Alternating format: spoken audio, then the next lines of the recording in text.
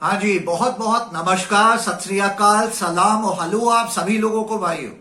इस वीडियो में लेके चलता हूं मैं बहुत ही senior political legal analyst Nishant Verma ji की तरफ। निशांत वर्मा जी इस वीडियो में बहुत ही बढ़िया से अपना एक्सपीरियंस शेयर कर रहे हैं आप लोगों से अर्नब गोस्वामी को लेकर के। वो बात कर रहे हैं कि कैसे अर्नब गोस्वामी की पत्रकारिता का जो स्तर है वो एक समय इतना ऊंचा होता था और कैसे वो गिरते गिरते गिरते गिरते गिरते गिरते ना के बराबर और आज ऐसी हालत हो गई है कि उनकी यानी अर्नब गोस्वामी की पत्रकारिता का स्तर आज गिर ही नहीं गया है या गिरा हुआ नहीं हो गया है, बल्कि उसकी मृत्यु हो गई है। जी हाँ, निशांत वर्मा जी बड़े अच्छे से समझाते हैं कि जिस प्रकार से दोस्त हो या दुश्मन भी हो, अगर उसकी मृत्यु हो जाए तो बहुत दुख लगता है, एक खाली पन्ना लगता है। उसी प्रकार से अर्नब गोस्वामी की पत्रकारिता की जिस प्रकार अब मृत्यु हो गई है, इट्स टोटली डेड, तो वो देख के भी एक खाली पना लग रहा है, एक खराब लग रहा है, अच्छा नहीं लग रहा है। मैं दोस्तों आपसे शेयर करना चाहता हूं कि निशांत वर्मा जी एक बड़े ही पॉलिटिकली एक सीनियर पॉलिटिकल एनालिस्ट है।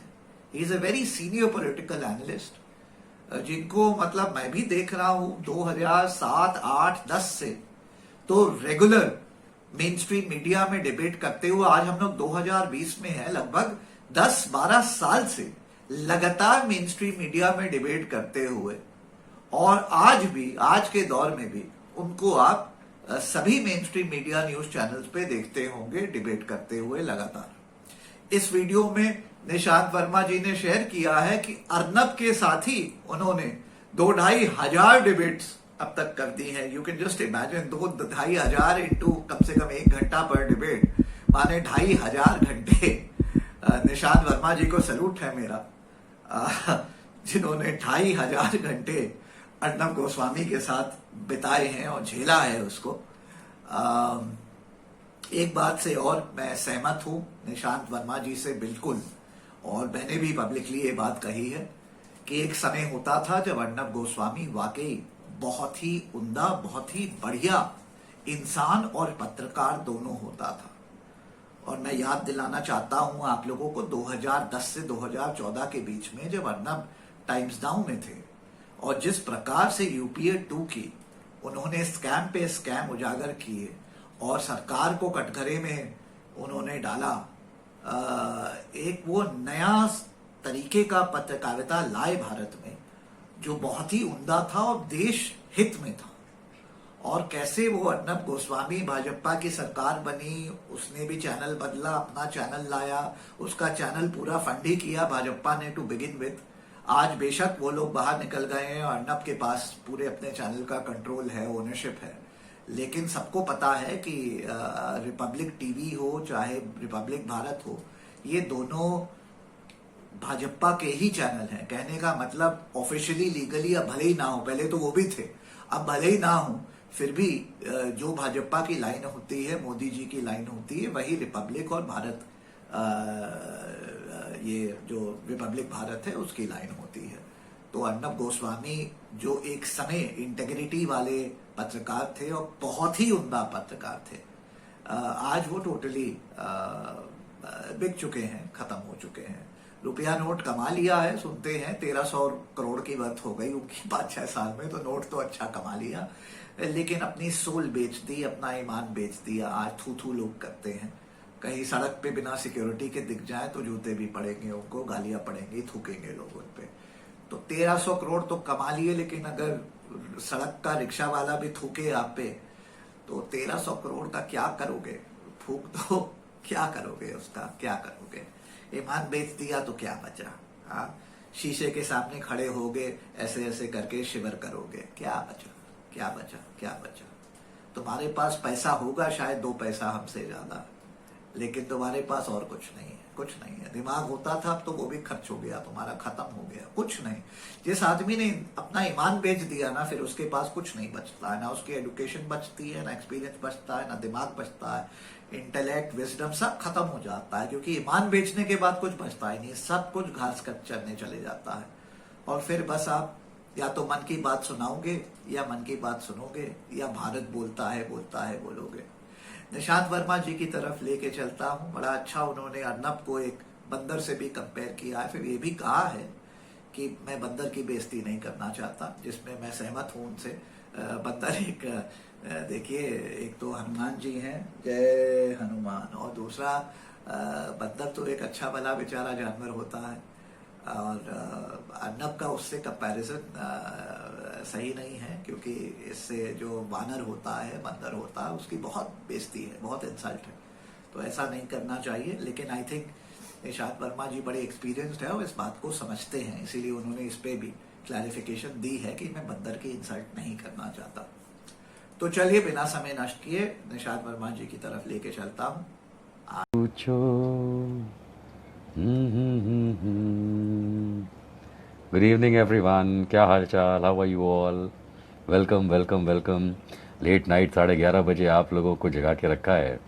आप लोग जगे हुए हैं, आज जुड़ रहे हैं, बहुत अच्छा लग रहा है। थोड़ा सा कैजुअल सा एक लाइव करने का मन कर गया। जनरली एक फॉर्मल सा करते हैं तो बड़ी जानकारी पैदा करते हैं वगैरह इत्यादि करते हैं, तो मन किया आज ज़रा दोस्तों के साथ, आप लोगों के साथ थोड़ा एक कैजुअल सा किया जाए। और इसी वजह से ज़रा कैजुअल कर रहे हैं तो फिर ज़रा मुद्दा भी कैजुअल हो जाए, क्योंकि जो आपने देखा मुद्दा लिखा हुआ है वो थोड़ा कैजुअल है, उसमें कोई बुरा मानने वाली किसी को बात नहीं है। और ख़ास करके मेरे मीडिया के दोस्तों को आप लोग जानते हैं कितने साल हो गए मीडिया में रोज़ लगभग टेलीविज़न के डिबेट्स में, न्यूज़ डिबेट्स में जाते हुए, तो एक आदत सी पड़ गई है इन लोगों की। और चाहे वो अर्नब हो, नाविका हो, राहुल शिवशंकर हो, और भी हमारे कितने सारे फ्रेंड्स हैं, आनंद नरसिम्हन हो, अंजना ओम कश्यप हो, बहुत सारे दोस्त हैं जिनके साथ, दोस्त ही कहूँगा क्योंकि भाई भारत में सब दोस्त होते हैं, दुश्मन तो कोई मैं मानता नहीं किसी को। लेकिन हाँ, एक बात ज़रूर है कि मीडिया में आज की तारीख में ये देखा जाए कि पिछले 5, 6, 7 सालों में जो गिरावट आई है वो इन्हीं दोस्तों की वजह से आई है। तो मैं जानता हूँ कि जब मैं इस तरीके के लाइव करूँ और अपने मीडिया के दोस्तों के खिलाफ अगर मैं लाइव करूँगा तो हो सकता है कि कल से मुझे मीडिया में बुलाना बंद कर दिया जाए। हु गिव्स अ डैम, किसी को क्या फ़र्क पड़ता है, मुझे तो कोई फ़र्क नहीं पड़ता। आप लोगों को फ़र्क पड़ता है, कतई फ़र्क नहीं पड़ता। मुझे आप लोगों से मिलना होगा, लोगों से मिलना होगा तो मैं और किसी मीडियम से आके भी मिल सकता हूँ। मुझे किसी चैनल की ज़रूरत नहीं है, किसी चैनल की आवश्यकता नहीं है कि कोई एक रिपब्लिक टीवी होगा, आज तक होगा, या अगर मान लीजिए एबीपी होगा, या CNN न्यूज़ 18 होगा, न्यूज़ 18 होगा हिंदी का, या फिर आपका टाइम्स नाउ, कोई भी चैनल हो, इनकी आवश्यकता मुझे नहीं है कि ये आप और मेरे बीच में आए। वो बात और है कि मैंने कई साल इन चैनल्स पे बिताए हैं और इन चैनल्स के प्राइम टाइम डिबेट्स में हज़ारों डिबेट्स किए, कुछ नहीं हज़ारों। जहाँ तक मेरा अंदाज़ है 10,000 से ऊपर तो मैंने डिबेट किए हैं इन्हीं लोगों के साथ मिल करके। तो एक बड़ा अच्छा लगता है कि भाई मैं नेशनल मीडिया के इतने सारे चैनल्स पे, सैकड़ों चैनल्स पे कई साल से आप लोगों से मुलाकात करता रहा, कोशिश करता रहा कि किसी तरीके से जो देश की बात है, लोगों की बात है, उसको मैं सामने रखूं, क्योंकि मुद्दे ही ये लोग टेढ़े मेढ़े बनाते हैं। ठीक है, वो अपनी एक जगह है, वो पूरी की पूरी स्टोरी और पूरी की पूरी स्टोरी लाइन अपनी जगह होती है कि किस तरीके से मीडिया देश को गुमराह करने के लिए या अन्यथा अपने प्रोपेगेंडा चलाता है। लेकिन दोस्तों, बड़ा दुख होता है यदि किसी पहचान वाले की, किसी अच्छे व्यक्ति की अगर मृत्यु हो जाए, तो मौत हो जाए। आपने भी देखा होगा किसी पहचान वाले की अगर मौत हो जाती है तो दुख होता है, किसी की भी मौत पे दुख होता है, क्योंकि आखिरकार वो चैप्टर बंद हो जाता है। आज का टॉपिक है कि अर्नब गोस्वामी सिर्फ एक बंदर बन के रह गया है। देखिए, यहाँ मैं साफ कर दूं कि अर्नब गोस्वामी की पत्रकारिता की मौत हो चुकी है। अर्नब गोस्वामी के जर्नलिज्म की मृत्यु हो चुकी है और इस बात का मुझे दुख है, क्योंकि मैं गुजरात अहमदाबाद में नौकरियां करता था, काम करता था। और टेलीविज़न मीडिया जैसे आप लोग देखते हैं मैं भी देखता था, और न्यूज़ चैनल्स भी देखता था, न्यूज़ के मैं डिबेट्स देखता था। और अर्नब गोस्वामी उन चेहरों में से एक है जिसको मैं पसंद करता था। और किस तरह से पसंद करता था? उस बंदे के दिमाग में जो फितूर था कि किस तरीके से सरकार से सवाल किए जाते हैं, किस तरीके से सरकार को घेरा जाता है। अवश्य ये मैं मनमोहन सिंह के ज़माने की बात कर रहा हूँ। तो जिस तरीके से सवाल किए जाने चाहिए लोगों की वजह से, लोगों के सामने रख के सरकार को, ये अर्नब गोस्वामी करता था। और मुझे ये बात बहुत पसंद आती थी कि कोई तो मर्द है जो कम से कम सरकार से लोहा ले रहा है। लेकिन आप सब ने देखा होगा कि पिछले कम से कम 5 सालों में इसी अर्नब गोस्वामी ने एक अपना रूटीन बदला। अब आप कहेंगे कि मैं अर्नब गोस्वामी को इतनी तवज्जो क्यों दे रहा हूँ? 2 कारण हैं। एक तो मैंने खुद अर्नब के साथ हज़ारों डिबेट्स किए हैं रिपब्लिक टीवी पे, और प्लस मैं उसको पहले एक जर्नलिस्ट, ऐसे जर्नलिस्ट के तौर पे देखता था जिसमें मादा होता था, दमखम होता था कि वो सरकार से पब्लिक के नाम पे सवाल कर सके, जो एक चौथे स्तंभ का काम होता है। लेकिन जब मैंने इस चीज़ को आगे बढ़ के, और ख़ास करके पिछले 3 सालों में जब से रिपब्लिक बना, रिपब्लिक टीवी बना, तब से मैंने उसके चैनल्स पे लगभग रोज़ रात को 9 बजे या 10 बजे प्राइम टाइम डिबेट्स किए। इलेक्शन के टाइम पे सुबह से लेकर रात तक डिबेट्स किए, बहुत बहुत सारे डिबेट बाकी चैनलों पे भी किए, रिपब्लिक पे भी किए।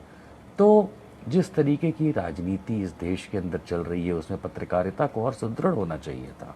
मेरे ख्याल से इस समय तो ये नीड है कि पत्रकारिता जो है वो सरकार के सामने खड़ी होकर के अपना दमखम दिखाए, सवाल कर पाए।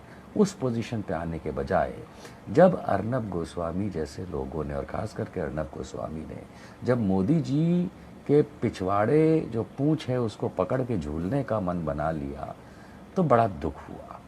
हकीकत मानिए, इसीलिए मैंने थोड़ी देर पहले ये कहा कि जब किसी की मृत्यु होती है, मौत होती है, तो बड़ा दुख होता है। तो उसी बदौलत मैं ये कहना चाहता था कि जिस तरीके से अर्नब गोस्वामी ने अपने आप को ढाला है चाटुकारिता में, मैंने कई साल तक उसके चैनल पे जा कर के उसके मुंह पे उसकी बोलती बंद की है कि तुम ये चाटुकारिता जो है वो अपने तक रखो। लेकिन अंततः हुआ ये है दोस्तों कि अब उसके पास इतने अच्छे दिमाग के पास, और जो अच्छा दिमाग होता है वही सही या गलत रास्ते पे मामले को ले जा सकता है, इतने अच्छे दिमाग के पास अब कंटेंट ख़त्म हो गया है। अब उसके पास मटेरियल नहीं रहा। मैंने कितने डिबेट्स किए इकोनॉमी के ऊपर, जब हम कई सालों से डिबेट करते आए अर्नब के साथ, तो मालूम चला उनको इकोनॉमी का ई नहीं आता। वो डेटा कहीं से निकाल करके कागज़ लेके बैठ जाते हैं, लेकिन उन्हें इकोनॉमी का ई नहीं आता। जब महिलाओं की सुरक्षा की बात आती है तो भाई साहब को ये समझ में नहीं आता कि महिला है वो देश की आधी जनसंख्या है। वो मोदी की चाटुकारिता, भाजपा की चाटुकारिता में महिलाओं के संरक्षण की बात तक को भूल जाता है। आपने देखा होगा कि रिपब्लिक टीवी और ख़ास करके अर्नब गोस्वामी एक बात के लिए बड़े जाने जाते हैं, और वो है कि फ़ौज का समर्थन करना और फ़ौज को लेके भारत का वो पूरा प्रोपेगेंडा चलाता है। लेकिन हकीकत मानिए कि मैंने खुद कई प्रोग्राम्स में, चाहे बालाकोट का प्रोग्राम हो, चाहे पुलवामा वाला प्रोग्राम हो, कई प्रोग्राम से बैठ करके उसका मुंह इसलिए बंद कर पाया था मैं, क्योंकि वो लोग सिर्फ झूठ परोसते हैं। अर्नब गोस्वामी और रिपब्लिक टीवी इस देश के सामने सिर्फ झूठ परोसते हैं।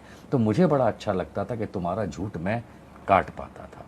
लेकिन ये मान के चलिए कि इससे कंटेंट जो है वो ख़त्म होता गया, और अर्नब गोस्वामी, जैसे कहा जाता है कि बंदर से आदमी बना, अब वो आदमी से वापस बंदर बनने लगा। पिछले कुछ महीनों में ख़ास करके अगर आपने देखा हो तो मैं रिपब्लिक टीवी पे नहीं जाता। उसका कारण ये है कि मैं बंदरों की जमात से नहीं बिलोंग करता, और जब मैं बंदरों की जमात से नहीं बिलोंग करता तो मैं बंदरों के साथ बैठ करके उनके बंदर पने को नहीं सहन करता। ठीक है, कोई कह सकता है कि मैं बंदरों का अपमान कर रहा हूँ, तो भाई अब क्या किया जाए, भारत में तो कहावत यही है। और Hanuman ji please don't mind, आपके बंदरों का मैं इस्तेमाल इसलिए कर रहा हूँ क्योंकि अर्नब गोस्वामी हनुमान बनने की कोशिश में नहीं है, कायदे से इधर से उधर उछल कूद करने वाला बन के रह गया है। तवज्जो इस बात पे दीजिए दोस्तों कि अगर आप ध्यान देंगे तो ये मालूम चलता है कि अब कंटेंट नहीं है। इसलिए जो पहले संबित पात्रा करता था, उछलता कूदता पा पा पी पी पू पू पा पा, और वो सोचते थे कि भैया ताली बजा देंगे, तो उसी तरीके से आज की तारीख में ये अर्नब गोस्वामी जो हैं, इनके पास कुछ कंटेंट नहीं बचा। वो हर मुद्दे के अंदर पहली बात तो मोदी के सामने बात नहीं कर सकता क्योंकि उसकी फटती है। और अर्नब गोस्वामी की जो फटती है उसका कारण सिर्फ ये है कि मेरे ख्याल से कि उसका जो चैनल है और उसकी जो जीवन आविका है उसमें पूरा का पूरा भारतीय जनता पार्टी का समर्थन है, और उस बदौलत वो अपनी जीवन आविका दो रोटी कमा पाता है। तो ये तो मैं मान के चलता हूँ कि जो बाप होता है फिर बेटा उसके खिलाफ जाता नहीं है। लेकिन पत्रकारिता जो है, पत्रकारिता का इसके अंदर बलात्कार कर दिया उसने। अगर आप उसका चैनल देखते हैं, मैं तो खैर उस चैनल पर इतने सालों तक बैठा हूँ, तो आपकी आज की पहले की तारीख में ये होता था कि पहले की तारीख के अंदर वो गलत नैरेटिव रखता था और हम लोगों को बड़ा मज़ा आता था उसके गलत नैरेटिव को उसके मुंह पे तोड़ने के। लेकिन अब उसने बंदर छाप काम शुरू कर दिया है। अब वो बिल्कुल भी ए सुन ए वो कर ए ये कर ये करता है। तो इस तरीके के करने से पत्रकारिता ख़त्म हो गई। ये तो कॉमेडी भी नहीं बची, ना ये कॉमेडी बची, ना ये एक्साइटमेंट बचा, ना ये थ्रिल बचा, ना ये किसी तरीके का एंटरटेनमेंट बचा, और समाचार तो कतई नहीं बचा। हकीकत मान के चलिए कि अर्नब गोस्वामी जो है, मुझे ऐसा लगता है कि कहीं ना कहीं ये दिमागी रूप से परेशान हो चुका है। इसलिए नहीं कि ये पहले से था, मेरे ख्याल से ये बहुत सुलझा हुआ पत्रकार था। इसने अपने दिमाग चला करके ही जो भी काम किए हैं वो कर पाया है। लेकिन अंततः ये होता हुआ दिख रहा है मुझे, क्योंकि जब आप उसको रीड करते हैं, फेस रीडिंग जिन लोगों को आती है, खास करके साइकोलॉजी जिसको समझ में आती है, तो अब ऐसा लग रहा है कि जिस तरीके से ये उछल कूद कर रहा है, मुझे लगता है ये मानसिक रूप से बीमार हो चुका है। और मानसिक रूप से बीमार लोग जो होते हैं, ठीक है, माना कि आपके पास आपकी कंपनी है, आपका चैनल है, इसलिए आप उछल कूद करते रहेंगे, लेकिन हकीकत मानिए कि अब लोग ऊब चुके हैं। मैंने रिपब्लिक की टीम को भी, जो मुझसे कोऑर्डिनेट करती रही है, मैंने बोला है कि अब इसमें कोई मज़ा नहीं रहा। मज़ा तो तब आता है कि आप एक स्टोरी बनाएं, चाहे झूठी बनाएं, और हम लोग जा कर के उस झूठी स्टोरी को सीधा करते हैं, है ना। तो पब्लिक को क्या है, पब्लिक को दोनों तरफ देखने को मिलता है, और पब्लिक अधिकांश तौर पे डिसाइड कर पाती है कि जैसे बालाकोट पे इन्होंने झूठ के प्रोग्राम चलाए थे और हम जैसे लोगों ने बैठ करके वहाँ पे उन रिटायर्ड फौजियों तक का पिछवाड़ा सुझा दिया था जो मोदी मोदी करते थे और हकीकत निकाल ली थी, तब भी अर्नब गोस्वामी कुछ नहीं बोल पाता था क्योंकि मुंह बंद रह जाता था, सच्चाई बाहर आ जाती थी। इसी तरीके से और बहुत सारे मुद्दे हैं पाकिस्तान को लेके इत्यादि, जब ये झूठ परोसता था तो हम लोगों को बड़ा मज़ा आता था कि इसी के प्रोग्राम पे बैठ के, इसी के चैनल पे बैठ करके इसी के झूठ को सही करा जाए। मेरे ख्याल से उसको भी ये मज़ा आता होगा। लेकिन अब वो सब चीज़ जा चुकी है। अब अर्नब गोस्वामी सिर्फ एक बंदर छाप काम करने के लिए बाकी रह गया है। हकीकत मज़ा आता है कि पब्लिक अभी भी देख करके ताली बजाती है। ये नहीं समझ में आती कि ये चूतिया है कि पब्लिक चूतिया है। ये समझ में ही नहीं आता, क्योंकि पब्लिक जो उसको देख रही है वो बंदर छाप मंकी ब्रांड काम देख रही है। तो ये चुतियापा कहाँ है, ये नहीं समझ में आ रहा। अर्नब गोस्वामी के दिमाग में चुतियापा है, या वो इतना स्मार्ट है कि वो जानता है कि लोग चूतियापंथी देखते हैं, माफ़ कीजिएगा इन शब्दों के लिए, इसलिए वो दिखा रहा है और आप लोग देख रहे हैं और आप लोग ताली बजा रहे हैं। और या फिर पब्लिक इतनी बेवकूफ़ है कि उसके चुतियापे को देख करके खुश हो रही है। मतलब कहीं ना कहीं आकर के एक लाइन ड्रॉ करनी पड़ती है कि जिस तरीके से ये माहौल चल रहा है, इस माहौल के अंदर अगर आप कॉमेडी समझ के भी देखते हैं तो मान के चलिए वो कॉमेडी का कोई मज़ा नहीं है। कॉमेडी देखना है तो और आपके कॉमेडी बहुत सारी चीज़ें आती हैं। तो जब कंटेंट नहीं बचा, जब उनके पास मुद्दा माल नहीं बचा, जब भारतीय जनता पार्टी को की चाटुकारिता में पड़े पड़े अब तो वो देश विरोधी खुद हो गया है। अगर आप देखेंगे तो अर्नब गोस्वामी देश विरोधी बातें करता है ना। तो इस तरीके के माहौल के अंदर मेरा मन किया कि एक मैं कैजुअल आप लोगों के साथ एक फेसबुक के ऊपर ये बात कर पाऊँ, सब लोगों के साथ मिल करके, और मैं अपने तौर पे बता पाऊँ। और मैं आशा करता हूँ, क्योंकि मैं अर्नब गोस्वामी को बहुत सालों से जानता हूँ, पर्सनली जानता हूँ उसके साथ, पर्सनली मतलब मैं उसके चैनल पे जाता था, उनके साथ बैठ करके अर्नब गोस्वामी के साथ मैंने कम से कम 2,500-3 हज़ार तो डिबेट किए होंगे। तो ये बहुत लंबा समय होता है। अगर 1 घंटा भी अगर मैंने दिया हो अपनी ज़िंदगी का अर्नब गोस्वामी के एक प्रोग्राम पे, और मैंने अगर 3,000 शोज़ किए हैं उसके साथ बैठ करके, तो तकरीबन 3,000 घंटे अपनी ज़िंदगी के मैंने अर्नब के साथ डायरेक्ट या इनडायरेक्ट बिताए हैं। और मैं जहाँ तक समझता हूँ एक सुलझा हुआ इंसान, सुलझा हुआ पत्रकारिता का दिमाग है। लेकिन जब उसने वो जो ट्रैक पकड़ा है, वो जो ट्रैक है वो उसको शायद सही लगा होगा कि इस ट्रैक के चलते हुए वो पैसा अच्छा कमा लेगा, क्योंकि उसे शायद नहीं, किसी भी पत्रकार को नहीं फ़र्क पड़ता सरकार किसकी है, वो तो अपना काम करते हैं, उसमें से पैसा बनाते हैं। लेकिन हकीकत मानिए कि अब तो मेरे ख्याल से ना तो भारतीय जनता पार्टी उसको सपोर्ट कर रही है, ना मोदी जी उसको भाव दे रहे, पब्लिक उसको वैसे ही पसंद नहीं करती, भक्त जो है सिर्फ ताली बजाने के काम आते हैं, बाकी जो पूरा देश है वो उसको कॉमेडी के तौर पे देखता है। उसी की फ्रेटर्निटी जो है, यानी कि जो जर्नलिस्ट्स हैं, वो उसको अच्छी नज़र से नहीं देखते। और जहाँ तक मुझे पता चला है कि कुछ रिपोर्ट्स भी बीच में आई थी कि ये जो गोदी मीडिया के जो एडवर्टाइज़र्स होते थे, स्पॉन्सरशिप देने वाले लोग होते थे, पैसा देने वाले, वो भी अब पीछे हट रहे हैं कि बंदर छाप काम ज़्यादा दिन हम नहीं सपोर्ट करेंगे। तो हो सकता है कि अर्नब गोस्वामी जो है इस दुविधा में हो सकता है कि अर्नब गोस्वामी को ये मानसिक तौर पे झटका लगा हो सकता है कि वो बीमार हो गया हो, और इसीलिए जब आप आजकल उसको टीवी पे देखते हैं तो सिर्फ बंदर छाप काम करते हुए देखते हैं। माफ़ कीजिएगा, कुछ लोगों ने मुझे प्रोग्राम जब मैंने अनाउंस किया था कि मैं आज 11:30 बजे करूँगा, तो बहुत सारी बातें कही कि नहीं, अर्नब गोस्वामी बंदर नहीं है, कुत्ता है, अर्नब गोस्वामी कुत्ता भी नहीं, खुजली वाला कुत्ता है, पता नहीं कितने मेरे को इनपुट्स आए थे।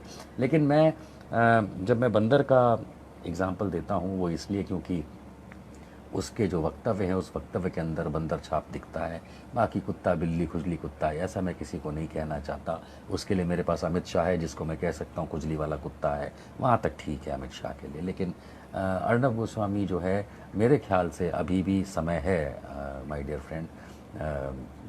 मेरी कभी कभी बातचीत होती है तो, या जब कभी भी चैट पे मेरी एक आध बार जो बीच में बात हो जाती है अगर, तो मैं कई बार कह तो नहीं चुका हूँ, लेकिन मेरा मन करता है मैं कहूँ कि अर्नब तुम एक अच्छे पत्रकार बन सकते थे, लेकिन तुमने बंदर छाप मॉन्की ब्रांड काम करके खुद का बिगाड़ दिया है। हर वो व्यक्ति, हर वो चैनल, हर वो कंपनी जो एक ऊंचाई पे चली जाती है गलत रास्ता पकड़ के, मान के चलिए जितनी तेज़ी से ऊपर गई होती है उससे डबल तेज़ी से नीचे आती है। सवाल तो ये उठता है कि अब अर्नब गोस्वामी का क्या होगा।